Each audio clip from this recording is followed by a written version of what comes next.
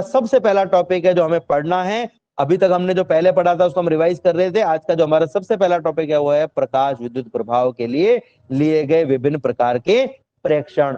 ठीक है, इसमें सबसे पहला जो प्रयोग था वो था हर्ट्ज का प्रयोग। और हर्ट्ज ने ये प्रयोग क्या किया, इस प्रयोग में इन्होंने एक निर्वातित नलिका में एक कैथोड, जो कि कैथोड किसको कहते हैं आप सब जानते हो ना, एक प्रकार का इलेक्ट्रोड होता है जो कि नेगेटिव टर्मिनल से जुड़ा हुआ हो, और दूसरा सिरा था एनोड। इन दोनों के बीच में ये जो कैथोड था इस पर आर्क लैंप से पराबैंगनी प्रकाशिक किरणों को आपतित कराया, और ये देखा कि जब एक निम्न दाब पर इस निर्वात नलिका में गैस भरी हुई होती है, अति निम्न ताप पर इस गैस निर्वातित नलिका में गैस भरी हुई होती है, तो इस कैथोड से एनोड के बीच में छोटी छोटी स्फुरलिंग यानी चिंगारियां उत्पन्न होने लग जाती हैं। उनके दिमाग में जब ये प्रेक्षण उन्होंने लिया तो डेफिनेटली ये होना चाहिए भी चिंगारियां आई कहां से, क्योंकि चिंगारी क्या है, ऊर्जा का एक स्रोत है। अब कोई भी चिंगारी हमें क्यों दिखाई देती है उसका कारण हम समझ लेते हैं। देखिए, जब भी किसी परमाणु के इलेक्ट्रॉन को ऊर्जा दी जाती है, ठीक है, तो वो इलेक्ट्रॉन उस ऊर्जा को लेकर निम्न ऊर्जा स्तर से यानी निम्न ऊर्जा अवस्था से उच्च ऊर्जा अवस्था में चला जाता है। वो उस उच्च ऊर्जा अवस्था में ज्यादा समय तक नहीं रह सकता, और अल्प समय में ही इस ऊर्जा को त्याग करके और निम्न अवस्था में आ जाता है। अब मान लीजिए कि इसने 2 जूल ऊर्जा थी और 5 जूल और ग्रहण करके 7 जूल ऊर्जा इसकी हो गई, उच्च ऊर्जा अवस्था में चला गया। लेकिन जब ये 7 जूल से 2 जूल पर आएगा वापस, तो ये जरूरी नहीं है कि ये सारी की सारी 5 जूल ऊर्जा एक साथ उत्सर्जित कर दे। हो सकता है पहले 2 जूल ऊर्जा उत्सर्जित करे, फिर 2 जूल ऊर्जा उत्सर्जित करे, फिर 1 जूल ऊर्जा, यानी इस ऊर्जा को टुकड़ों में उत्सर्जित करे, ठीक है, और क्षणिक रूप से उत्सर्जित करे।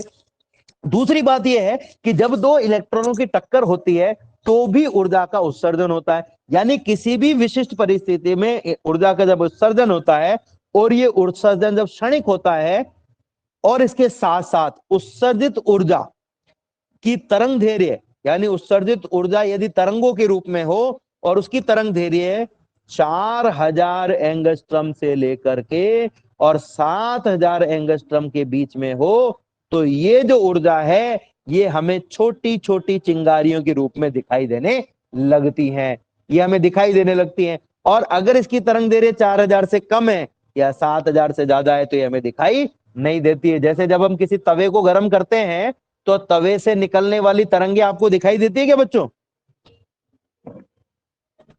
बताइए, किसी तवे से निकलने वाली तरंगे आपको दिखाई देती है? बर्तन को जब आप गर्म करते हो तो उस गर्म बर्तन से जो गर्माहट भरी तरंगे निकलती है, जब आप आग के सामने खड़े होते हो, सर्दियां आ गई है, आग के सामने खड़े होंगे तपने के लिए, जब आग के सामने आप अपने हाथों को करोगे तब वो जो तरंगे आपके हाथों तक पहुंच रही वो आपको दिखाई नहीं देती है। क्यों नहीं दिखाई देती है? क्योंकि उनकी जो तरंग धैर्य है वो तरंग धैर्य इस रेंज की नहीं है, 4000 से 7000 के बीच की नहीं है। तो जब हर्ट्ज ने प्रयोग किया और उनको कैथोड से एनोड के बीच में स्फुरलिंग दिखाई दी, तो उन्होंने एक खास बात और नोट की कि ये जो प्रकाश है जो इस पर आपतित कराया जा रहा है कैथोड पर, यदि इसकी तीव्रता को बढ़ा दिया जाए तो ये जो स्फुरलिंग है ये भी बढ़ जाती है। ये जो परिघटना है, इस परिघटना से ये अंदाजा लगाया गया कि जब भी कैथोड पर किसी भी प्रकार का प्रकाश आपतित कराया जाता है तो कैथोड पर इस प्रकाश के आपतन से जो ऊर्जा प्राप्त होती है उस ऊर्जा को ग्रहण करने के बाद में कैथोड से कुछ विशिष्ट प्रकार के कण अथवा तरंगे, क्योंकि उस समय तक इलेक्ट्रॉन के बारे में जानकारी नहीं थी, इसलिए कुछ विशिष्ट प्रकार के कण या तरंगे उत्सर्जित होनी चाहिए जो रास्ते में आने वाली वायु के परमाणुओं से या जो भी गैस भरी हुई है उसके परमाणुओं से टकराते हैं और अपनी ऊर्जा उनको ट्रांसफर कर देते हैं, जिससे ये परमाणु उत्तेजित अवस्था में आ जाते हैं, और जब ये वापस अपनी निम्न अवस्था में आते हैं तो चिंगारियों के रूप में ऊर्जा को उत्सर्जित करते हैं, स्फुरलिंग के रूप में ऊर्जा को उत्सर्जित करते हैं। ये ऊर्जा हमें दिखाई देती है, पर चूंकि उस समय तक इलेक्ट्रॉन की खोज नहीं हुई थी इसलिए पूरी तरह से ये कहना कि ये इलेक्ट्रॉन की वजह से हुआ है सही नहीं था। इसके बाद में हॉलवॉक्स और लिनॉर्ड दोनों ने मिलकर के कुछ प्रेक्षण लिए और उन प्रेक्षणों में उन्होंने कुछ विशिष्ट चीजें देखी। उस प्रेक्षण को समझने के लिए उसका जो प्रैक्टिकल एस्पेक्ट है वो आपको समझना पड़ेगा। देखिए, प्रकाश विद्युत प्रभाव की जो प्रायोगिक व्यवस्था है उसको मैं आपको समझा देता हूं। इन्होंने क्या किया कि एक निर्वातित नलिका ली और निर्वातित नलिका के एक सिरे पर इन्होंने एक प्लेट लगा दी सी। इस प्लेट सी पर एक ऐसे पदार्थ का लेप कर दिया गया जो प्रकाश को आसानी से संसूचित कर लेता है, अवशोषित कर लेता है। ऐसे पदार्थ को हम कहते हैं प्रकाश संवेदी पदार्थ। ठीक है, इसे हम क्या कहते हैं? प्रकाश संवेदी पदार्थ।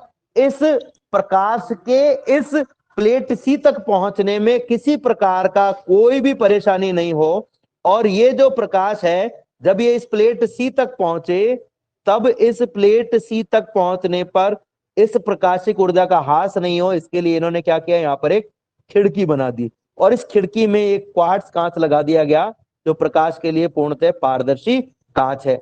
इसके दूसरी ओर इन्होंने एक प्लेट ए लगा दी। इस प्लेट सी को और इस प्लेट ए को इस प्रकार से एक दिक् परिवर्तक की सहायता से, दिक् परिवर्तक क्या होता है वो भी हम समझने का प्रयास करेंगे। दिक् परिवर्तक की सहायता से इन दोनों को इन्होंने क्या कर दिया, इन दोनों को इन्होंने एक बैटरी से जोड़ दिया, बैटरी से जोड़ दिया। अब ये जो दिक् परिवर्तक, इसका काम क्या है? इस दिक् परिवर्तक का काम क्या है? तो अगर मैं इस दिक् परिवर्तक का ये सिरा मैं मानू ए है, ये बी है, ये सी है और ये डी है, अगर मैं, अभी आप देख रहे हो ए से सी जुड़ा हुआ है और बी से डी जुड़ा हुआ है, अगर इसको घुमा दिया जाए तो ए से सी और बी से डी की जगह ए से बी और सी से डी जुड़ जाता है। और ऐसा जुड़ने से क्या होता है, जो प्लेट सी है वो प्लेट ए की तरह और जो प्लेट ए है वो प्लेट सी की तरह काम कर सकती है। इसे हम कहते हैं दिक् परिवर्तक कुंजी।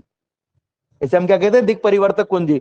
अभी अगर आप इसको ध्यान से देख रहे होंगे तो देखिए यहां पर एक खास बात आपको दिखाई दे रही होगी कि ये जो प्लेट सी है, आप ध्यान से देखिएगा, प्लेट सी इनडायरेक्टली किससे जुड़ी हुई है?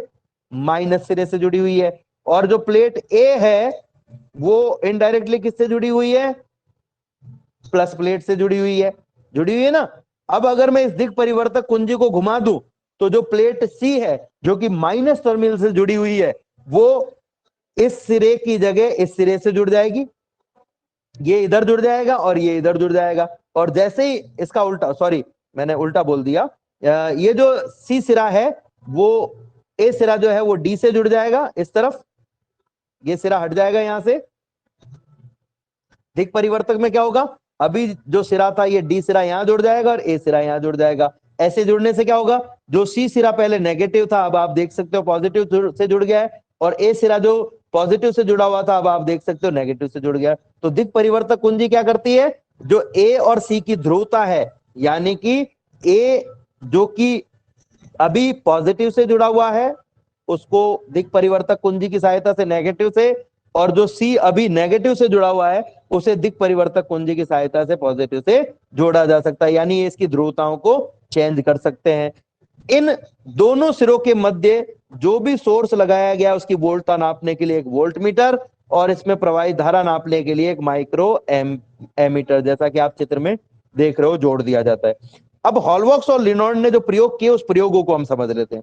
हॉलबॉक्स ने क्या किया, हॉलबॉक्स और लिनॉर्ड ने क्या किया, इस प्रयोग के कुछ हिस्से हैं उन हिस्सों को हम समझेंगे। सबसे पहले इन्होंने जो प्रयोग किया उसमें इन्होंने ये किया कि ये जो निर्वातित प्रकोष्ठ में प्लेट सी है और प्लेट ए है, इन दोनों को बैटरी से, अभी मैं डायरेक्ट समझाने के लिए बैटरी से डायरेक्ट जोड़ रहा हूं, इनको बैटरी से जोड़ा और इस प्लेट सी पर प्रकाश आपतित कराया।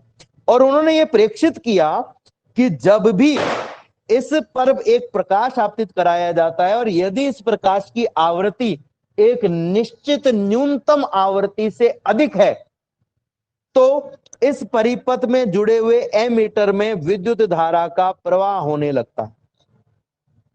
यह बहुत महत्वपूर्ण बात थी कि जब भी एक निश्चित न्यूनतम आवृत्ति से अधिक आवृत्ति का, वो निश्चित न्यूनतम आवृत्ति जो है वो प्रत्येक पदार्थ के लिए अलग अलग होती है, निश्चित न्यूनतम आवृत्ति से अधिक आवृत्ति का प्रकाश आपतित कराया जाता है तो इस माइक्रो एमीटर में पाठ्यांक आने लगता है, यानी कि परिपथ में विद्युत धारा बहने लगती है। अब इसमें आप सोच रहे होंगे कि इसमें क्या खास बात है, हो सकता है बह रही होगी, लेकिन अगर आप इसको ध्यान से देखोगे तो देखिए ये वाला सिरा आपस में यहाँ जुड़ा हुआ है, ये सिरा यहाँ जुड़ा हुआ है, लेकिन ये दोनों सिरे तो जुड़े हुए ही नहीं है। यानी कि इस सिरे से इस सिरे तक, जिसे हम कहेंगे सी से ए तक या ए से सी तक धारा का प्रवाह कैसे हुआ? क्योंकि धारा का प्रवाह तो धातु में से होकर के हो सकता है। जब कोई भी आवेश एक से दूसरे स्थान पर गति करेगा तो वो किसी ना किसी चीज में से होकर गति करेगा। तो ये धारा का प्रवाह हुआ क्यों, ये थोड़ा सा उनको समझ में नहीं आ रहा था। इसी प्रयोग में उन्होंने और आगे क्या देखा कि अगर मैं ये जो सी प्लेट है, इस सी प्लेट की जगह एक जिंक की प्लेट रख दूं, जस्ते की प्लेट रख दूं, जो कि ऋण आवेशित हो।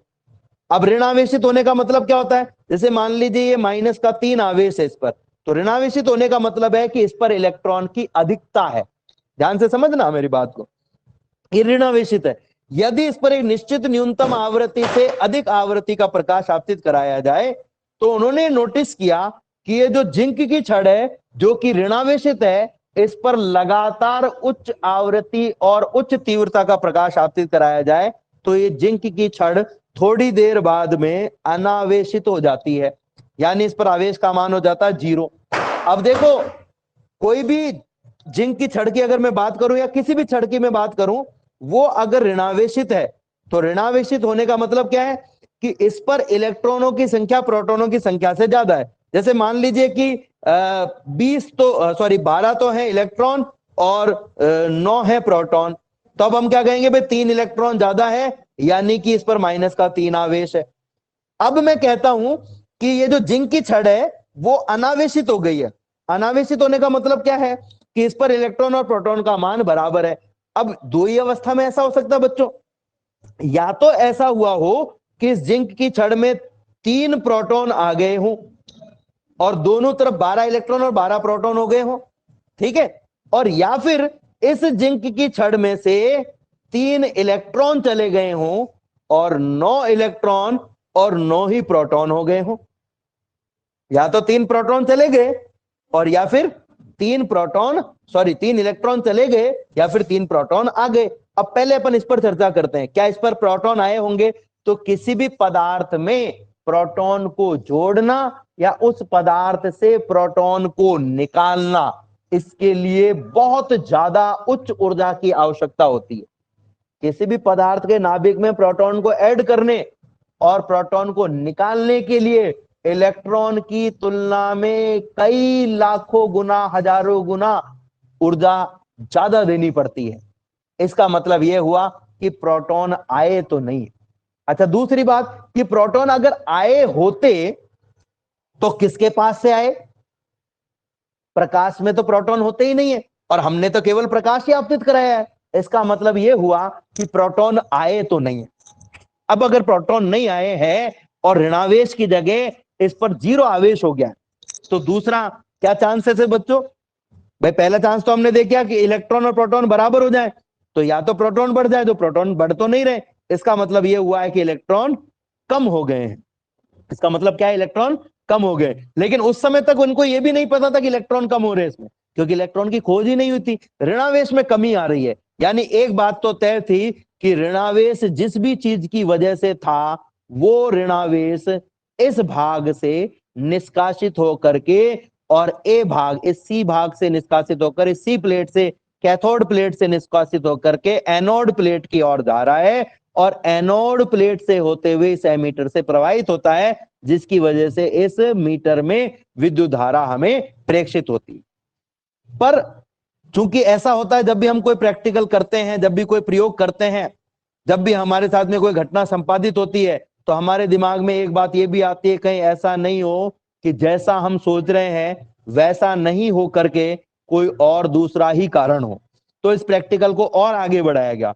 अब की बार यहां पर क्या किया गया कि एक अनावेशित जिंक की छड़, जस्ते की छड़ या जस्ते की प्लेट रख दी गई सी की जगह पर, और अब इस पर पराबैंगनी प्रकाश आपतित कराया गया, एक उच्च आवृत्ति का प्रकाश आपतित कराया गया, और यह देखा गया कि थोड़ी देर बाद में ये जस्ते की छड़ जो है वो धनावेशित हो जाती है, प्लस आवेशित हो जाती है। अब मान लीजिए कि 9 तो इस पर इलेक्ट्रॉन थे, 9 ही प्रोटॉन थे, इलेक्ट्रॉन भी 9 और प्रोटॉन भी 9, तो टोटल आवेश 0 ही हो गए, अनावेशित। लेकिन जैसे ही हमने इस पर प्रकाश आपतित कराया और प्रकाश आपतित कराने पर ये क्या हो गई, धनावेशित हो गई। इसका मतलब ये हुआ कि या तो इसमें प्रोटॉन आ गए हैं और या इससे इलेक्ट्रॉन निकल गए। प्रोटॉन आ जाएंगे तो भी प्रोटॉन की अधिकता हो जाएगी, और इलेक्ट्रॉन निकल जाएंगे तो भी प्रोटॉन की अधिकता हो जाएगी। तो इलेक्ट्रॉन के निकलने की संभावनाएं ज्यादा है, यानी ये माना गया कि हो सकता है इस जिंक से जो ऋणावेश है उसका उत्सर्जन हो रहा है। लेकिन अभी भी इलेक्ट्रॉन की खोज नहीं हुई थी, इसलिए यह कहना पूरी तरह से सही नहीं था कि इससे इलेक्ट्रॉन ही निकल रहे हैं। यह भी देखा गया कि यदि ये प्रकाश ज्यादा देर तक आपतित कराया जाए तो ये जो जिंक की छड़ है या जिंक की प्लेट है ये ज्यादा धनावेशित हो जाती है। ज्यादा धनावेशित होने का मतलब इससे ऋणावेश की मात्रा ज्यादा बाहर निकल जाती है।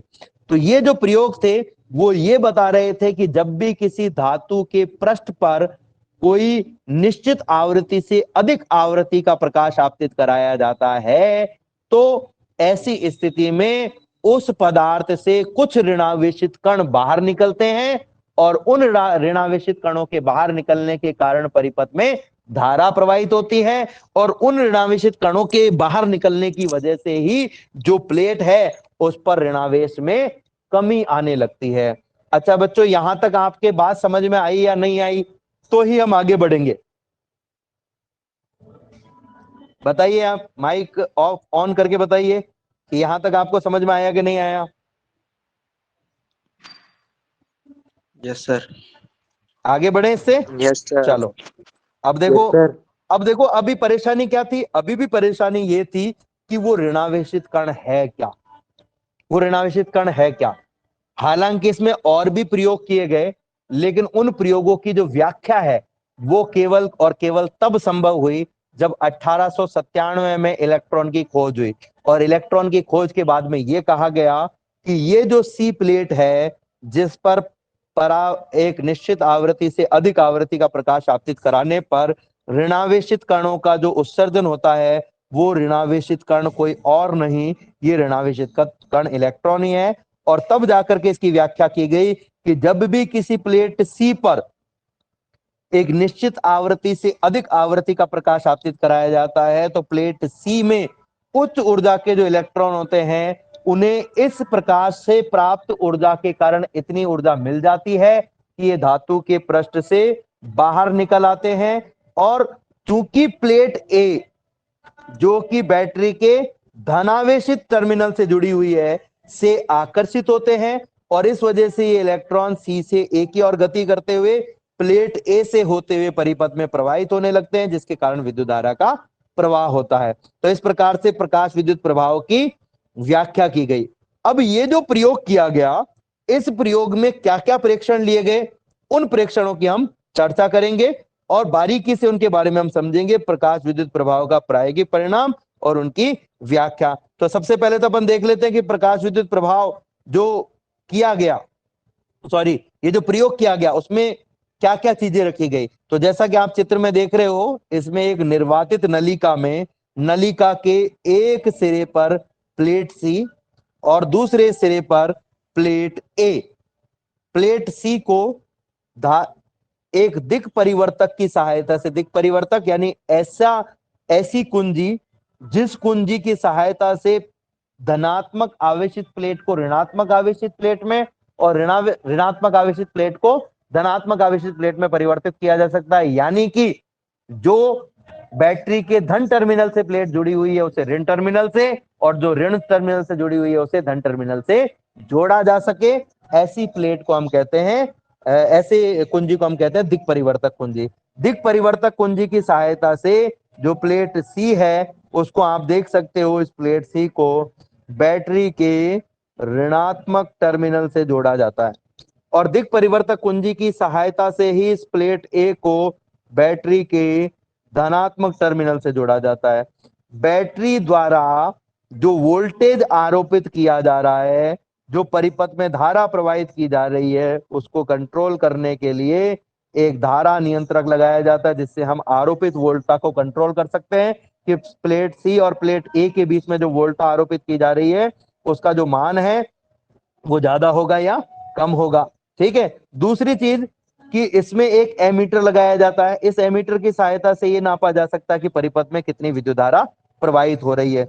अब क्या किया जाता है कि ये जो खिड़की रखी जाती है, इस खिड़की से पराबैंगनी प्रकाश आपतित कराया जाता है, और जैसे ही पराबैंगनी प्रकाश आपतित कराया जाता है तो सी प्लेट में उच्च ऊर्जा के जो मुक्त इलेक्ट्रॉन है वो इलेक्ट्रॉन धातु के पृष्ठ से बाहर आ जाते हैं, और ये धातु के पृष्ठ से बाहर आते हुए जो धनात्मक आवेशित प्लेट ए है उसकी ओर आकर्षित होने लगते हैं, और आकर्षित होते हुए धनात्मक प्लेट ए की ओर पहुंचते हैं। जब ये परिपथ में से होकर के प्रवाहित होते हैं तो परिपथ में विद्युत धारा हमें दिखाई देती है, हम परिपथ में विद्युत धारा को पढ़ सकते हैं।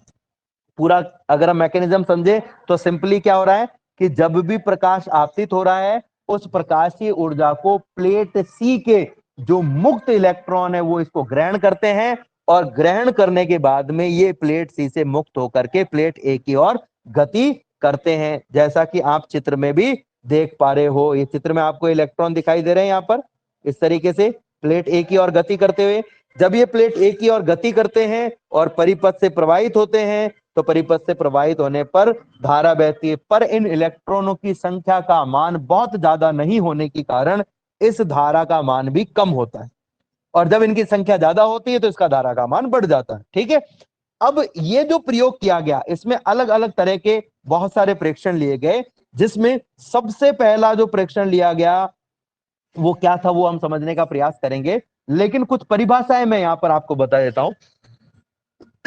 जब भी इस प्लेट सी पर प्रकाश आपतित कराया जाता है और इस आपतित प्रकाश की ऊर्जा को ग्रहण करके इलेक्ट्रॉन जब बाहर निकलते हैं तो इन्हें हम कहते हैं प्रकाशीय इलेक्ट्रॉन, और ये इलेक्ट्रॉन जब एनोड से आकर्षित होकर के परिपथ में प्रवाहित होते हैं उससे जो परिपथ में विद्युत धारा बहती है उसे हम कहते हैं प्रकाश विद्युत धारा। ठीक है, आपतित प्रकाश की जो भी एनर्जी पर यूनिट एरिया पर सेकंड इस पर आपतित होती है उसे हम कहते हैं इसकी तीव्रता। ठीक है, इसकी तीव्रता कहते हैं, और वो जो प्रकाश आपतित हो रहा है वो जिन तरंगों के रूप में आपतित हो रहा है उन तरंगों की जो आवृत्ति है उसे हम आपतित प्रकाश की आवृत्ति कहते हैं। साथ ही उन तरंगों की जो तरंग दैर्ध्य है उसे हम आपतित प्रकाश की तरंग दैर्ध्य कहते हैं। ठीक है, अब हम बारी बारी से समझने का प्रयास करेंगे कि इस पूरी परिघटना में कौन कौन सी चीज का क्या क्या प्रभाव होता है। यह देखा गया, सबसे पहला हम क्या देखेंगे, प्रकाश विद्युत धारा पर प्रकाश की तीव्रता का प्रभाव। देखना बच्चों, ध्यान से समझना। यह देखा गया कि जब भी, ध्यान से समझना मेरी बात को, बहुत इंपॉर्टेंट बात बता रहा हूं मैं, कि जब भी इस प्लेट सी पर एक निश्चित आवृत्ति से अधिक आवृत्ति का प्रकाश आपतित कराया जाता है जिसकी कोई भी तीव्रता हो सकती है, ठीक है, तो इस प्लेट सी से इलेक्ट्रॉन का उत्सर्जन होता है। ये उत्सर्जित इलेक्ट्रॉन प्लेट ए तक पहुंचते हैं और परिपथ से विद्युत धारा का प्रवाह होता है, इसे हम प्रकाश विद्युत धारा कहते हैं।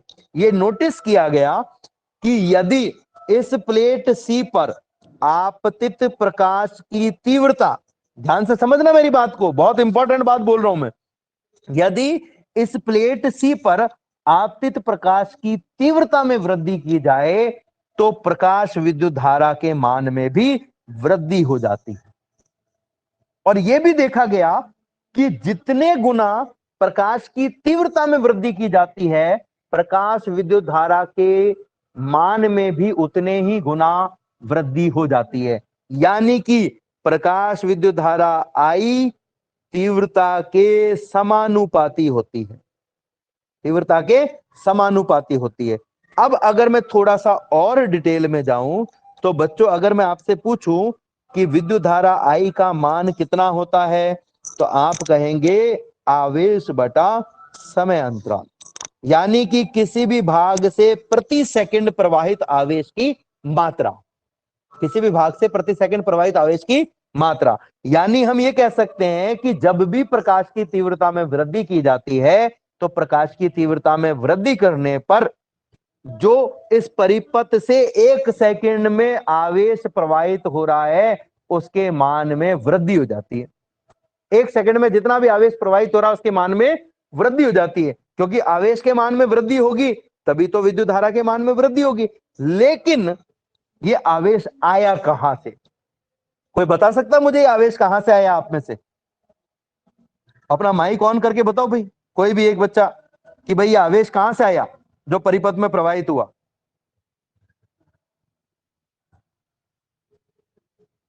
बताओ, कौन बताएगा?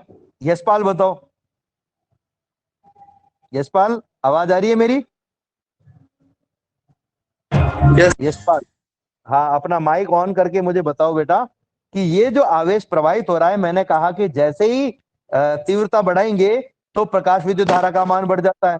प्रकाश विद्युत धारा का मान बढ़ने का मतलब 1 सेकंड में प्रवाहित आवेश की मात्रा बढ़ गई, यानी इस परिपथ से अब पहले की तुलना में ज्यादा आवेश प्रवाहित हो रहा है। यह आवेश आया कहां से? ये और यह आवेश कहां से आया बच्चों? कोई बता सकता है? यशपाल के अलावा कोई बता सकता है कहां से आया यह आवेश?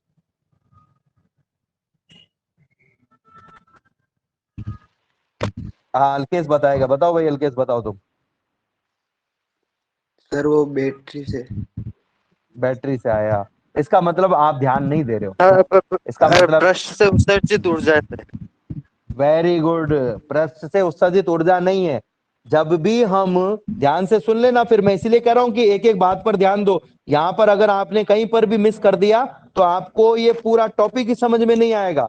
जब भी इस प्लेट सी पर कोई प्रकाश आपतित होता है, ध्यान से सुनो मेरी बात, उस प्रकाश की ऊर्जा को इस प्लेट सी के अंदर के जो इलेक्ट्रॉन है वो ग्रहण कर लेते हैं, और ग्रहण करने के बाद में ये इस पृष्ठ से मुक्त होकर के बाहर आ जाते हैं।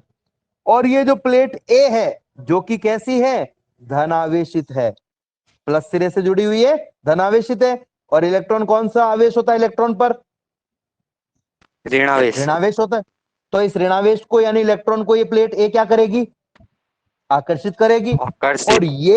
ये प्लेट ए इन इलेक्ट्रॉनों को जब आकर्षित करती है तो यही इलेक्ट्रॉन इस परिपथ से प्रवाहित होते हैं, जिनके कारण विद्युत धारा बहती है। यानी इलेक्ट्रॉन कहां से आए? इस प्लेट सी से उत्सर्जित हुए। ध्यान से समझना मेरी बात को। तो मैंने क्या कहा कि जब भी तीव्रता के मान में वृद्धि की जाती है तो प्रकाश विद्युत धारा के मान में वृद्धि हो जाती है। प्रकाश विद्युत धारा के मान में वृद्धि होने का मतलब यह है 1 सेकंड में प्रवाहित होने वाले आवेश के मान में वृद्धि हो गई है। अब कौन सा आवेश प्रवाहित हो रहा है? तो हम कहेंगे भाई इलेक्ट्रॉन प्रवाहित हो रहा है, यानी कि 1 सेकंड में प्रवाहित इलेक्ट्रॉनों की जो संख्या है उसमें वृद्धि हो गई है। और प्रवाहित इलेक्ट्रॉनों की संख्या में वृद्धि कब हो सकती है? जब हम कहेंगे ज्यादा इलेक्ट्रॉन उत्सर्जित होंगे, क्योंकि ज्यादा इलेक्ट्रॉन उत्सर्जित होंगे तभी तो ज्यादा इलेक्ट्रॉन प्लेट ए तक पहुंच पाएंगे। भाई ज्यादा इलेक्ट्रॉन उत्सर्जित होंगे तभी तो ज्यादा इलेक्ट्रॉन प्लेट ए तक पहुंचेंगे, और ज्यादा इलेक्ट्रॉन प्लेट ए तक पहुंचेंगे तो विद्युत धारा का मान अपने आप ही बढ़ जाएगा। यानी हम क्या कह सकते हैं? दो चीजें।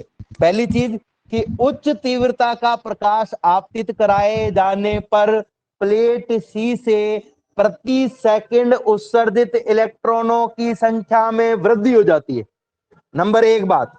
दूसरी बात, प्रति सेकंड उत्सर्जित इलेक्ट्रॉनों की संख्या में वृद्धि होने के कारण प्रकाश विद्युत धारा के मान में भी वृद्धि हो जाती है। तो हम क्या कहेंगे अब कि जैसे ही प्लेट सी पर आपतित प्रकाश की तीव्रता में वृद्धि की जाती है तो प्लेट सी से 1 सेकंड में उत्सर्जित इलेक्ट्रॉनों की संख्या में वृद्धि होने लगती है, और इस वजह से परिपथ में इन इलेक्ट्रॉनों के कारण प्रवाहित विद्युत धारा के मान में भी वृद्धि होने लगती है। और ये वृद्धि कैसी होती है?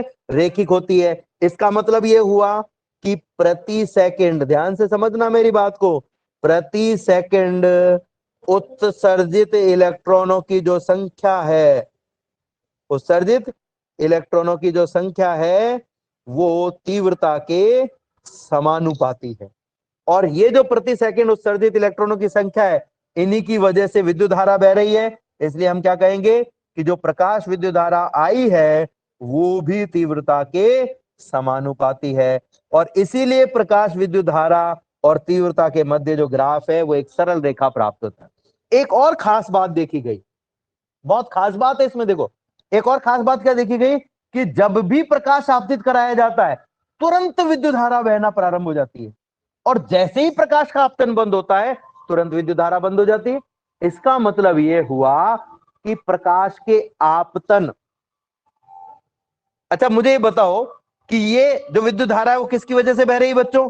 ये जो इलेक्ट्रॉन आ रहा है इसी की वजह से बह रही है। और हम ये कह रहे हैं कि जैसे प्रकाश आपतित कराया तुरंत विद्युत धारा बह गई। इसका मतलब क्या हुआ कि जैसे ही प्रकाश आपतित कराया तुरंत ही इलेक्ट्रॉन का उत्सर्जन हो गया। इलेक्ट्रॉन के उत्सर्जन में कोई भी समय नहीं लगा। इसे हम कहते हैं समय पश्चता नहीं है, आगे पीछे नहीं हो रहा है। जैसे प्रकाश आपतित हुआ तुरंत इलेक्ट्रॉन का उत्सर्जन हो गया। तो तीन बातें हमने सीखी। पहली बात कि जब भी एक निश्चित आवृत्ति से उच्च आवृत्ति का प्रकाश आपतित कराया जाता है तो इलेक्ट्रॉन का उत्सर्जन होता है। दूसरी बात कि प्रकाशित तीव्रता, आपतित प्रकाश की तीव्रता में वृद्धि करने पर प्लेट सी से 1 सेकंड में उत्सर्जित इलेक्ट्रॉन, यानी प्रति सेकंड उत्सर्जित इलेक्ट्रॉन, ये जो प्रकाश है इसकी तीव्रता में हमने वृद्धि कर दी तो इस प्लेट सी से प्रति सेकंड जो इलेक्ट्रॉन निकल रहे थे उनकी संख्या में भी वृद्धि हो जाती है, और इस वजह से प्रकाश विद्युत धारा में भी वृद्धि हो जाती है। अब आप सोच रहे होंगे कि भाई तीव्रता बढ़ाने पर ऐसा हुआ क्यों, यही आपके दिमाग में आ रहा होगा। तो तीव्रता क्या है? मैंने अभी आपको बताया था, प्रति सेकंड प्रति एकांक क्षेत्रफल पर आपतित ऊर्जा, यानी कि अगर आपने तीव्रता बढ़ा दी तो आपतित ऊर्जा का मान बढ़ा दिया, और अगर आपने ऊर्जा का मान बढ़ा दिया तो ये ऊर्जा अब ज्यादा इलेक्ट्रॉनों को प्राप्त होगी, और ज्यादा इलेक्ट्रॉनों को प्राप्त होगी तो ज्यादा इलेक्ट्रॉनों का उत्सर्जन होगा। यानी तीव्रता बढ़ाने पर आपतित प्रकाश की ऊर्जा में भी वृद्धि होती है, कुल ऊर्जा में, आपतित प्रकाश की कुल ऊर्जा में भी वृद्धि होती है, और इस वजह से ज्यादा इलेक्ट्रॉनों का उत्सर्जन होता है। अभी हम फौरी तौर पर यह समझने का प्रयास कर रहे हैं, ठीक है। इसी प्रैक्टिकल में एक और प्रयोग किया गया, उसमें देखा गया कि प्रकाश विद्युत धारा पर विभव का क्या प्रभाव पड़ता है। अब देखो ये प्लेट सी है, ये प्लेट ए है, इन दोनों के बीच में एक बैटरी लगाई हुई है। इस तरीके से एक बैटरी लगाई हुई है। इस बैटरी का जो ऋणात्मक टर्मिनल है, हालांकि ये दिक् परिवर्तक की सहायता से जोड़ा जाता है, लेकिन मैंने यहां पर क्या कर दिया, इसको डायरेक्टली जोड़ते हुए बता दिया, ठीक है। जब भी इस पर एक निश्चित आवृत्ति से उच्च आवृत्ति का प्रकाश आपतित कराया जाता है और एक निश्चित तीव्रता का प्रकाश, अब की बार हमने क्या किया, आवृत्ति भी कांस्टेंट है और तीव्रता भी कांस्टेंट है, ठीक है, ये आपतित कराया। तो ये देखा गया कि जब इन दोनों प्लेटों, प्लेट सी और प्लेट ए के मध्य का जो विभव है उसको कांस्टेंट भी रखा जाए, जीरो भी रखा जाए, सी और ए के मध्य कोई विभवांतर आरोपित नहीं किया जाए, तो भी परिपथ से विद्युत धारा का प्रवाह होता है। जीरो विभव पर भी, ये विभव है, विभव का मान जीरो है, ये विभव है V और ये विद्युत धारा है I। जीरो विभव पर भी विद्युत धारा बह रही है, ऐसा कैसे संभव है भाई? विद्युत धारा बह रही है, इसका मतलब क्या होगा? कोई बता सकता है विद्युत धारा बहने का मतलब क्या है? विद्युत धारा बहने का मतलब यह है कि इस C से A तक कोई ना कोई इलेक्ट्रॉन गया है, कोई ना कोई इलेक्ट्रॉन गया है। तो एक बात तो इस बात की पुष्टि हो गई कि जब भी प्रकाश आपतित होता है, ध्यान से समझना मेरी बात को, जब भी प्रकाश आपतित होता है तो जितने भी इलेक्ट्रॉन उत्सर्जित होते हैं उनमें से कुछ इलेक्ट्रॉन ऐसे हैं जिन इलेक्ट्रॉनों को सी से ए तक पहुंचने के लिए ए को धनावेशित करने की आवश्यकता नहीं है, ए को धनावेशित करने की आवश्यकता भी नहीं है, वो सी से ए तक बिना किसी आकर्षण और प्रतिकर्षण के भी पहुंच जाते हैं। इसका मतलब यह है कि कुछ इलेक्ट्रॉनों की ऊर्जा ज्यादा होती है। अब 2 मिनट के लिए समझना कि मान लो इस सी से 1 सेकंड में, ध्यान से समझना मेरी बात को, 1 सेकंड में 10 इलेक्ट्रॉनों का उत्सर्जन हो रहा, ठीक है। मैंने क्या किया कि इस ए पर जो ऋणात्मक विभव लगाया हुआ, सॉरी धनात्मक विभव लगाया हुआ है, ये पहले रखा मैंने जीरो। मैंने देखा कि जैसे जीरो रखा तब भी कुछ ना कुछ धारा बह रही है। इसका मतलब क्या हुआ होगा? इसका मतलब यह हुआ होगा कि इन 10 इलेक्ट्रॉनों में से, इन 10 इलेक्ट्रॉनों में से कुछ इलेक्ट्रॉन ऐसे होंगे जिनकी ऊर्जा इतनी ज्यादा है, इतनी ज्यादा है कि ये इलेक्ट्रॉन ए तक बिना किसी आकर्षण के पहुंच जाते हैं। मान लीजिए ऐसे इलेक्ट्रॉनों की संख्या कितनी है, 2 है। अब मैंने क्या किया कि ये जो प्लेट ए है इसके धनावेश में वृद्धि कर दी, और इसके धनावेश में वृद्धि करने के लिए आपको क्या करना पड़ेगा, इस प्लेट को का जो विभव है उसको बढ़ाना पड़ेगा। धनावेश में वृद्धि करोगे तो अब जैसे प्लेट धनावेशित होगी तो ये जो बचे हुए 8 इलेक्ट्रॉन है, इन 8 इलेक्ट्रॉनों को ये क्या करेगी, आकर्षित करेगी। आकर्षित करेगी कि नहीं करेगी, करेगी। आकर्षित करेगी। तो अब पहले तो 2 इलेक्ट्रॉन पहुंचे थे, अब इन 8 इलेक्ट्रॉनों में से कुछ इलेक्ट्रॉन और पहुंचेंगे, और कुछ इलेक्ट्रॉन और पहुंचेंगे तो क्या होगा, वो इलेक्ट्रॉन परिपथ में से प्रवाहित होंगे। अब पहले 2 इलेक्ट्रॉन प्रवाहित हो रहे थे तो 2 की वजह से धारा बह रही थी, अब थोड़े और आगे बढ़ेंगे तो उनकी वजह से और धारा प्रवाहित होगी, यानी धारा के मान में वृद्धि होगी। ठीक है, ये देखा गया कि जैसे जैसे प्लेट ए के विभव में वृद्धि की जाती है वैसे वैसे प्लेट ए का धनावेश जो है वो भी बढ़ने लगता है, और उसकी वजह से इन इलेक्ट्रॉनों पर लगने वाला आकर्षण बल भी बढ़ने लगता है। इस वजह से पहले जैसे मान लीजिए बिना विभव के प्लेट ए ने 2 इलेक्ट्रॉनों का आकर्षण किया, फिर थोड़ा विभव लगाया, इसने 3 और इलेक्ट्रॉन आकर्षित कर लिए, टोटल 5 हो गए। ये सारी जो संख्या में 1 सेकंड में आकर्षित इलेक्ट्रॉनों की संख्या निकाल रहा हूं, ठीक है ना, ध्यान से समझना। फिर थोड़ा और विभव बढ़ाया, 2 और आकर्षित कर लिए, तो पहले 2 किए, फिर 3 किए, फिर 2 और किए, टोटल 7 हो गए। थोड़ा और विभव लगाया तो अब वो इलेक्ट्रॉन जिनकी ऊर्जा बहुत कम थी, जो इस प्लेट ए तक आसानी से नहीं पहुंच रहे थे, वो भी आकर्षित होने लगे। हमने विभव को बढ़ाते बढ़ाते बढ़ाते बढ़ाते इतना कर दिया कि ये 1 सेकंड में उत्सर्जित सभी इलेक्ट्रॉनों को अपनी ओर आकर्षित कर लेता है। यानी हम कहेंगे कि इसकी ऊर्जा क्या होगी, पहले शुरुआती तौर पर 2 इलेक्ट्रॉन आकर्षित हुए तो वो 2 इलेक्ट्रॉन परिपथ से प्रवाहित हो रहे थे, उनके कारण धारा बह रही थी। फिर जैसे विभव बढ़ाया तो इस प्लेट ए की ओर आने वाले इलेक्ट्रॉनों की संख्या बढ़ी, जिससे विद्युत धारा का मान भी बढ़ा। बढ़ाते बढ़ाते बढ़ाते बढ़ाते ये इतना बढ़ गया कि इसने 1 सेकंड में उत्सर्जित सभी इलेक्ट्रॉनों को अपनी ओर आकर्षित कर लिया। अब मैंने क्या किया, इसका विभव और बढ़ा दिया। तो अब जैसे विभव मैंने और बढ़ा दिया तो ये जो इलेक्ट्रॉन है ये और ज्यादा तेजी से आकर्षित होंगे, और अगर और ज्यादा तेजी से आकर्षित होंगे तो सी से ए तक जाने में इनको पहले की तुलना में और भी कम समय लगेगा। ध्यान से समझना मेरी बात को, है ना, और भी कम समय लगेगा। यानी कि अब ये 10 के 10 इलेक्ट्रॉन जो 1 सेकंड में आकर्षित हो रहे थे, ये 1 की जगह आधा सेकंड में आकर्षित हो जाते हैं, मान लो हाफ सेकंड में आकर्षित हो जाते हैं। ठीक है, बाकी के हाफ सेकंड में क्या होगा, बाकी के हाफ सेकंड में हम कुछ नहीं होगा। क्यों नहीं होगा, क्योंकि 1 सेकंड में इलेक्ट्रॉन 10 ही उत्सर्जित हुए, तो जब 10 के 10 आकर्षित हो गए तो बाकी का आधा सेकंड में प्लेट ए अपनी ओर जिन इलेक्ट्रॉनों को खींच रही है, क्या और कोई इलेक्ट्रॉन अपनी ओर खींचने के लिए इसके पास में उपलब्ध है, हम कहेंगे नहीं। अब अन्य इलेक्ट्रॉन प्लेट ए की ओर आकर्षित होने के लिए 1 सेकंड पश्चात ही हमें प्राप्त होंगे। यानी मैं ये कह सकता हूं कि अगर हम प्लेट ए के विभव को बढ़ाएं तो प्लेट ए के प्लेट सी से निकलने वाले इलेक्ट्रॉनों को खींचने की क्षमता में वृद्धि होती है। इससे प्रकाश विद्युत धारा के मान में तेजी से वृद्धि होती है, और एक समय ऐसा आता है उसके बाद में अगर हम प्लेट ए के विभव को कितना भी बढ़ाएं, चूंकि इलेक्ट्रॉन जिन्हें आकर्षित किया जा रहा है वो अब उपलब्ध ही नहीं है, इसलिए जो प्रकाश विद्युत धारा है उसका मान कांस्टेंट हो जाता है। और प्रकाश विद्युत धारा का मान कांस्टेंट हो जाता है।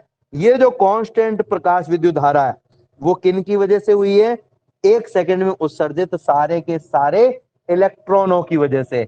इसे हम कहते हैं संतृप्त धारा। बात समझ में आ रही है कि नहीं आ रही है? यस सर, आ रही है। ठीक है, तो ये जो धारा है ये कांस्टेंट हो गई और संतृप्त धारा हो गई। एक और चीज नोटिस की गई, एक और चीज नोटिस क्या की गई, देखो इंपॉर्टेंट बात आई है हमारे सामने।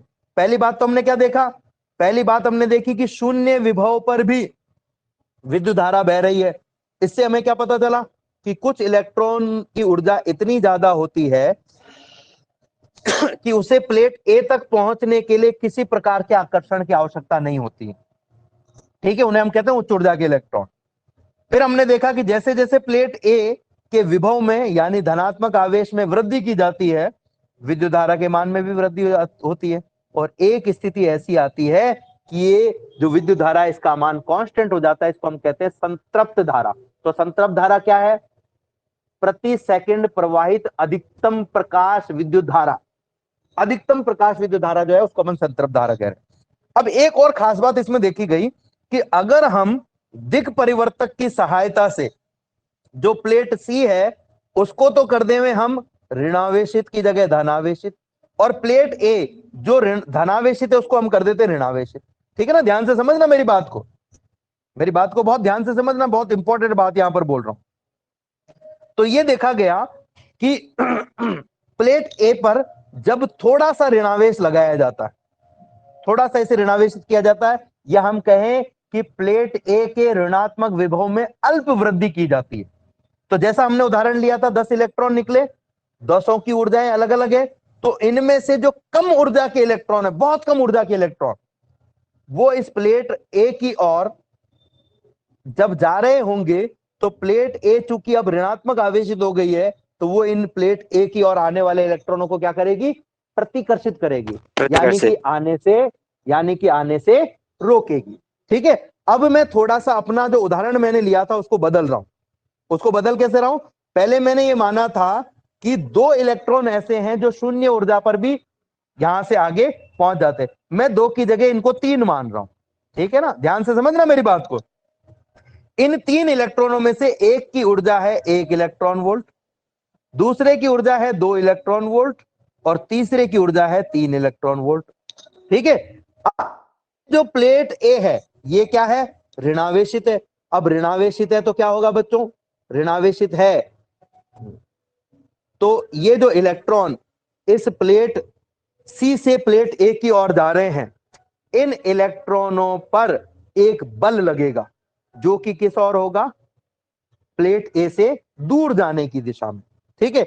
मान लीजिए कि प्लेट ए को ऋणावेशित करने पर प्लेट ए द्वारा इतना बल लगाया जाता है कि इससे 1 इलेक्ट्रॉन वोल्ट कार्य किया जा सके, 1 इलेक्ट्रॉन वोल्ट ऊर्जा प्रोड्यूस की जा सके। तो क्या ये इन तीनों इलेक्ट्रॉनों को रोक पाएगी? ये जो प्लेट ए है ये एक तरीके से क्या है? रोकने के लिए लगाया हुआ है। इसको ऐसे समझो कि मैंने दरवाजे पर एक आदमी खड़ा कर दिया कि बाहर से आने वाले इलेक्ट्रॉन, यानी 3 आदमी आ रहे हैं बाहर से 1 इलेक्ट्रॉन वोल्ट ऊर्जा का, इसको इलेक्ट्रॉन वोल्ट की जगह जूल कहते थे हम, 1 जूल ऊर्जा का, 2 जूल ऊर्जा का और 3 जूल ऊर्जा के 3 आदमी आ रहे हैं, इनको आपको रोकना। ठीक है? जो मैंने दरवाजे पे खड़ा किया आदमी, उसकी ऊर्जा 1 जूल है, क्या वो तीनों को रोक पाएगा? नहीं रोक पाएगा। ऐसे ही ये जो ऋणात्मक ऐसे ही ये जो ऋणात्मक आवेशित प्लेट ए है, ये इन तीनों इलेक्ट्रॉनों को नहीं रोक पाएगी, इन तीनों में से केवल 1 इलेक्ट्रॉन को ही रोक पाएगी। पर एक तो रुका, एक तो रुक गया। पहले 0 विभव आरोपित कराने पर तीनों आ रहे थे, अब जैसे हमने ऋणात्मक आवेशित किया इसको, तो पहले की तुलना में कम इलेक्ट्रॉन आए, और कम इलेक्ट्रॉन आएंगे तो विद्युत धारा के मान में क्या आएगी? कमी आएगी। तो ये विद्युत धारा के मान में कमी आ गई। ठीक है? अब मैंने कहा भाई ये जो है ना, इस आदमी से काम नहीं चल रहा है, तो तीनों को रोक ही नहीं पा रहा, मैंने उसको हटा करके एक दूसरा आदमी खड़ा कर दिया जिसकी ऊर्जा 2 जूल थी। यानी कि एक तरीके से मैंने यहां पर क्या किया है? इस प्लेट का जो ऋणात्मक आवेश है उसमें वृद्धि कर दी, और इतनी वृद्धि कर दी कि ये 2 जूल ऊर्जा तक के इलेक्ट्रॉनों को अपने पास आने से रोक सके। क्या अब भी सारे इलेक्ट्रॉन रुक जाएंगे? नहीं, एक आएगा। हम कहेंगे अब भी नहीं रुकेंगे, पर पहले 2 इलेक्ट्रॉन पहुंच पा रहे थे, अब 2 की तुलना में 1 ही पहुंच पाएगा, यानी कि विद्युत धारा के मान में कमी आ जाएगी। तो देखो विद्युत धारा के मान में और कमी आ गई। ठीक है? अब ये जो रामकिशन धाकड़ है ये कह रहा है कि सर आप में इतनी सी अक्ल नहीं है, और आप एक जूल कार 2 जूल कार ये आदमी खड़े करो, सीधे से 3 जूल का आदमी खड़ा करो ना, जो 3 जूल ऊर्जा तक के लोगों को रोक सके। ऐसा करो ना कि इस प्लेट में इतना ऋणात्मक आवेशित कर दो इसको कि ये 3 इलेक्ट्रॉन वोल्ट ऊर्जा तक के इलेक्ट्रॉनों को भी रोक सके। अब जैसे ही मैंने इतना ऋणावेशित किया इस प्लेट ए को, तो क्या अब एक भी इलेक्ट्रॉन यहां पर पहुंच पाएगा? नहीं पहुंच पाएगा। अब नहीं पहुंच पाएगा। तो हम क्या कहेंगे इस स्थिति में? जो विद्युत धारा उसका मान कितना हो जाएगा, 0। तो ये देखो इस बिंदु पर विद्युत धारा का मान 0 हो गया। ये 0 करने के लिए हमको क्या करना पड़ा, प्लेट को ऋणात्मक आवेशित करना पड़ा। अब ध्यान से समझना कितने पर हुआ ये, ऐसे ऋणात्मक आवेश पर जिससे हमारे पास में कितनी ऊर्जा प्रोड्यूस हो रही है, 3 इलेक्ट्रॉन वोल्ट ऊर्जा के इलेक्ट्रॉन को रोकने के लिए पर्याप्त ऊर्जा प्रोड्यूस हो रही है। ये जो मैंने 1 electron volt, 2 electron volt, 3 electron volt लिए, ये सब उदाहरण है, ये वास्तविकता नहीं है, पर इस उदाहरण से हम समझेंगे। ठीक है ना, आप ध्यान से समझना मेरी बात को। अब अगर मान लो मैं इस प्लेट को और ऋणावेशित कर दूं और इस पर इतनी ऊर्जा लगा दूं कि ये 4 इलेक्ट्रॉन वोल्ट तक के इलेक्ट्रॉनों को भी रोक सके, क्या अब कोई आ पाएगा? तो आप कहोगे कि साहब ये 3 नहीं। इलेक्ट्रॉन वोल्ट से ज्यादा कितना भी ऊर्जा का आप ए प्लेट को आवेशित करो, यानी ए प्लेट पर इतना वोल्टेज लगाओ कि 3 इलेक्ट्रॉन वोल्ट से ज्यादा ऊर्जा ये प्रोड्यूस कर सके, कार्य कर सके इलेक्ट्रॉन को रोकने के लिए, इलेक्ट्रॉन को रोकने के लिए, तो ये इलेक्ट्रॉन को आसानी से रोक लेगा। जैसे बाहर से आने वाले व्यक्तियों में से अधिकतम ऊर्जा का व्यक्ति कौन था, 3 जूल ऊर्जा का। यानी कि अगर हमें तीनों को रोकना है तो तीनों को रोकने के लिए 3 जूल ऊर्जा से ज्यादा ऊर्जा का कोई भी आदमी खड़ा कर दो, यानी न्यूनतम ऊर्जा कितनी हो गई, 3 जूल ऊर्जा। न्यूनतम ऊर्जा कितनी हो गई, 3 जूल ऊर्जा। और ये जो न्यूनतम ऊर्जा है 3 जूल ऊर्जा, ये किसको रोकने के लिए है, अधिकतम ऊर्जा के इलेक्ट्रॉन को रोकने के लिए। ठीक है ना, अभी इस पर हम आएंगे। ठीक है, ये 3 जूल ऊर्जा अधिकतम ऊर्जा के इलेक्ट्रॉन को रोकने के लिए है। इस ऊर्जा को प्रोड्यूस करने के लिए जो भी विभव लगाया गया है इस प्लेट ए पर, कैसा लगाया गया, ऋणात्मक विभव। जो भी ऋणात्मक विभव इस प्लेट पर लगाया गया है इस अधिकतम ऊर्जा के इलेक्ट्रॉन को रोकने के लिए, क्योंकि अधिकतम ऊर्जा के इलेक्ट्रॉन को रोक दिया तो समझ लो बाकी सब रुक जाएंगे, बाकी सब रुक जाएंगे। ये जो वोल्टेज है, ये जो ऋणात्मक विभव है जो अधिकतम ऊर्जा के इलेक्ट्रॉन को रोक सकता है, उसे हम कहते हैं निरोधी विभव या अवरोधी विभव। इसको हम क्या कहते हैं, निरोधी विभव या अवरोधी विभव। बहुत इंपॉर्टेंट है, ध्यान से समझना मेरी बात को। लेकिन एक प्रश्न आ रहा है यशपाल की तरफ से। यशपाल कह रहा है कि सर अगर ये इलेक्ट्रॉन जिसे हम रोकना था, हमारे पास में 3 इलेक्ट्रॉन थे, 1 इलेक्ट्रॉन वोल्ट का, 2 इलेक्ट्रॉन वोल्ट का, 3 इलेक्ट्रॉन वोल्ट का, इस 3 इलेक्ट्रॉन वोल्ट के इलेक्ट्रॉन को रोकने के लिए हम ये 1 मिनट के लिए मान लें कि 5 वोल्ट ऋणात्मक विभव की जरूरत है। तो अगर हम 6 वोल्ट लगाएंगे तो भी तो ये रुक जाएगा।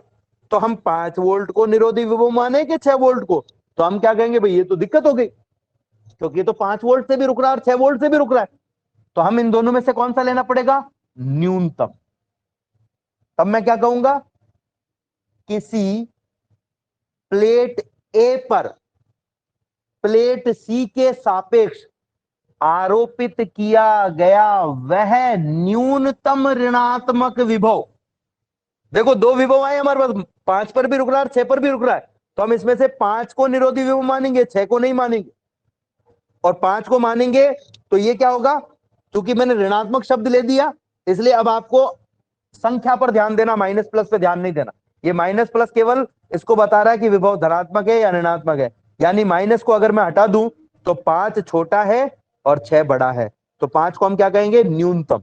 मैं क्या कहूंगा, ध्यान से सुनना मेरी बात को, किसी प्लेट ए पर प्लेट सी के सापेक्ष, ये प्लेट सी थी, इस प्लेट सी के सापेक्ष प्लेट ए पर लगाया गया वह न्यूनतम ऋणात्मक विभव जो अधिकतम ऊर्जा के इलेक्ट्रॉन को प्लेट ए तक पहुंचने से रोकने के लिए आवश्यक हो।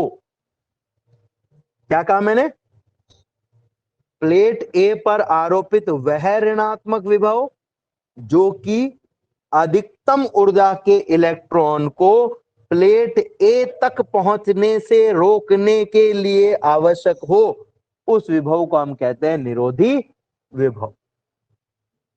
अब चूंकि इलेक्ट्रॉन पहुंच ही नहीं रहा तो प्रकाश विद्युत धारा का मान कितना होगा, बताओ जल्दी से, बस 2 मिनट में खत्म कर रहे हैं आप इसको। 0 होगा। यानी हम क्या कह सकते हैं कि प्लेट ए पर लगाया गया वह न्यूनतम ऋणात्मक विभव जिस पर प्रकाश विद्युत धारा का मान शून्य होता है उसे हम निरोधी विभव कहते हैं। अब इसमें हमने कितनी बातें सीखी? पहली बात ध्यान से समझना, पहली बात, शून्य विभव पर भी विद्युत धारा बहती है, मतलब कुछ इलेक्ट्रॉन की ऊर्जा इतनी ज्यादा होती है कि वो बिना विभव आरोपित किए ही प्लेट ए तक पहुंच जाते हैं। दूसरी बात, प्लेट ए पर धनात्मक विभव में वृद्धि करने पर प्रकाश विद्युत धारा के मान में प्रारंभ में वृद्धि होती है और बाद में ये कांस्टेंट हो जाता है। जिस मान पे ये कांस्टेंट होता है उसको हम कहते हैं संतृप्त धारा। और ये संतृप्त धारा किसकी वजह से बहती है? उत्सर्जित जो इलेक्ट्रॉन है उन इलेक्ट्रॉनों की संख्या पर निर्भर करती है। एक सेकंड में जितने इलेक्ट्रॉन उत्सर्जित होंगे इस संतृप्त धारा का मान भी उतना ही होगा, जितने उसके हिसाब से होगा, सॉरी। फिर हमने देखा कि ये जो प्लेट ए है, ये जो प्लेट ए है, जो प्लेट सी के सापेक्ष हमने रखी हुई थी, प्लेट सी के सापेक्ष हमने रखी हुई थी, प्लेट सी थी, ये प्लेट ए है। इस प्लेट ए के विभव को अगर हम बदल दें, धनात्मक से ऋणात्मक कर दें, तो धीरे धीरे प्रकाश विद्युत धारा के मान में कमी आती है और एक वोल्टेज ऐसा हमें प्राप्त होता है, ऋणात्मक वोल्टेज, जिस पर प्रकाश विद्युत धारा का मान शून्य हो जाता है। इस विभव को हम कहते हैं निरोधी विभव। और इसकी परिभाषा मैंने क्या कही? किसी भी प्लेट सी से उत्सर्जित इलेक्ट्रॉनों में से अधिकतम ऊर्जा के इलेक्ट्रॉन को, अधिकतम ऊर्जा के इलेक्ट्रॉन को रोकने के लिए, अधिकतम ऊर्जा के इलेक्ट्रॉन को रोकने के लिए आरोपित न्यूनतम ऋणात्मक विभव, प्लेट सी से उत्सर्जित इलेक्ट्रॉनों में से अधिकतम ऊर्जा के इलेक्ट्रॉन को प्लेट ए तक पहुंचने से रोकने के लिए आवश्यक न्यूनतम विभव को निरोधी विभव कहते हैं। दूसरी परिभाषा क्या निरोधी विभव की? वह ऋणात्मक विभव जिस पर प्रकाश विद्युत धारा का मान शून्य होता है, जिस पर प्रकाश विद्युत धारा का मान शून्य होता है, उसे हम क्या कहते हैं? उसे भी हम निरोधी विभव कहते हैं। अब इसमें एक और खास बात है, छोटी सी खास बात है, उसको भी हम थोड़ा सा समझ लेते हैं। तो इसमें ये जो खास बात है वो नोटिस की गई कि जब भी हम अलग अलग तीव्रता का प्रकाश लेते हैं तो ये देखा गया कि अलग अलग तीव्रता के प्रकाश के लिए ये जो निरोधी विभव है इसका मान तो सेम आता है, लेकिन संतृप्त धारा का मान अलग अलग आता है। कम तीव्रता के लिए कम आता है, ज्यादा तीव्रता के लिए ज्यादा आता है और ज्यादा तीव्रता के लिए और ज्यादा आता है। तो इसका मतलब क्या हुआ? इसका मतलब ये हुआ कि अगर कम तीव्रता का प्रकाश आपतित कराया जाएगा, ठीक है, तो प्लेट सी से उत्सर्जित इलेक्ट्रॉनों की जो संख्या है, प्रति सेकंड उत्सर्जित इलेक्ट्रॉनों की संख्या, वो कम होगी और जितनी ये संख्या होगी उसके हिसाब से संतृप्त धारा होगी। तो इसकी संतृप्त धारा किस पर निर्भर करती है? प्रति सेकंड उत्सर्जित इलेक्ट्रॉनों की संख्या पर निर्भर करती है। जैसे ही तीव्रता में वृद्धि की जाती है, प्रति सेकंड उत्सर्जित इलेक्ट्रॉनों की संख्या में भी वृद्धि हो जाती है। समझ रहे हो मेरी बात को? समझ में आ रहा है या नहीं आ रहा है बच्चों? Yes sir. जैसे ही आपतित प्रकाश की तीव्रता में वृद्धि करते हैं तो प्रति सेकंड उत्सर्जित इलेक्ट्रॉनों की संख्या में वृद्धि हो जाती है और प्रति सेकंड उत्सर्जित इलेक्ट्रॉनों की संख्या में वृद्धि होने के कारण संतृप्त धारा में वृद्धि होती है। लेकिन आप देख रहे हो कि तीव्रता बढ़ाने से जो निरोधी विभव है वो नहीं बदला। इसका मतलब क्या हुआ? निरोधी विभव क्या था? निरोधी विभव जो था, ध्यान से समझना मेरी बात को, निरोधी विभव जो था वो विभव था जो कि उच्च ऊर्जा के इलेक्ट्रॉन को रोकने के लिए आवश्यक है। निरोधी विभव नहीं बदल रहा है, इसका मतलब क्या हुआ कि इस इलेक्ट्रॉन की ऊर्जा नहीं बदल रही, क्योंकि ऊर्जा बदलती तो इसे रोकने के लिए हमें ज्यादा ऊर्जा लगानी पड़ती। भाई समझ रहे हो मेरी बात को कि अगर जो उत्सर्जित इलेक्ट्रॉन है उनकी ऊर्जा बढ़ जाती तो उसे रोकने के लिए आपको पहले की तुलना में ज्यादा ऊर्जा लगानी पड़ती, ज्यादा विभव लगाना पड़ता। पर निरोधी विभव नहीं बदल रहा है, इसका मतलब इलेक्ट्रॉन को रोकने के लिए आपको पहले जितनी ही ऊर्जा चाहिए, और पहले जितनी ऊर्जा चाहिए इसका मतलब इलेक्ट्रॉन की ऊर्जा चेंज नहीं हुई है। तो दो बात हमें पता चली, एक ये कि तीव्रता बढ़ाने से उत्सर्जित इलेक्ट्रॉनों की संख्या बढ़ती है, जिससे संतृप्त धारा बढ़ जाती है। और दूसरी बात ये कि तीव्रता बढ़ाने से इलेक्ट्रॉन की ऊर्जा नहीं बढ़ती है। संख्या बढ़ती है लेकिन ऊर्जा नहीं बढ़ती है। तीव्रता बढ़ाने से उत्सर्जित इलेक्ट्रॉनों की संख्या बढ़ती है, इसलिए संतृप्त धारा बढ़ जाती है, क्योंकि ज्यादा इलेक्ट्रॉन उत्सर्जित होते हैं तो ज्यादा इलेक्ट्रॉन प्लेट ए तक पहुंचते हैं और उनकी वजह से ज्यादा धारा बहती है। लेकिन निरोधी विभव नहीं बदला, मतलब इलेक्ट्रॉन को रोकने के लिए उतनी ही ऊर्जा की आवश्यकता है जितनी पहले थी। इसका मतलब यह हुआ कि इलेक्ट्रॉन की ऊर्जा भी नहीं बढ़ी, क्योंकि इलेक्ट्रॉन की ऊर्जा बढ़ जाती तो इसे रोकने के लिए आपको ज्यादा ऊर्जा की आवश्यकता पड़ती। तो हमें 5 बातें टोटली यहां से सीखने को मिली। पहली बात ये, अब मैं इसको कंक्लूड कर रहा हूं एक साथ और फिर आज के लिए टॉपिक को हम खत्म करेंगे। पहली बात ये कि शून्य विभव पर भी धारा बहती है, मतलब कुछ इलेक्ट्रॉनों की ऊर्जा इतनी ज्यादा होती है कि वो आसानी से प्लेट ए तक पहुंच जाते हैं। जैसे ही विभव में वृद्धि की जाती है, धारा के मान में भी वृद्धि होती है और एक निश्चित मान तक वृद्धि होने के बाद में धारा का मान कांस्टेंट हो जाता है। इसे हम संतृप्त धारा कहते हैं। संतृप्त धारा प्रति सेकंड उत्सर्जित इलेक्ट्रॉनों की संख्या पर निर्भर करती है।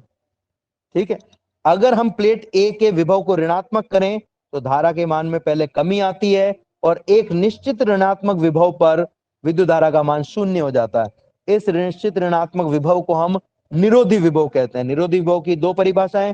पहली परिभाषा, उत्सर्जित इलेक्ट्रॉनों में से अधिकतम ऊर्जा के इलेक्ट्रॉन को रोकने के लिए आवश्यक न्यूनतम ऋणात्मक विभव।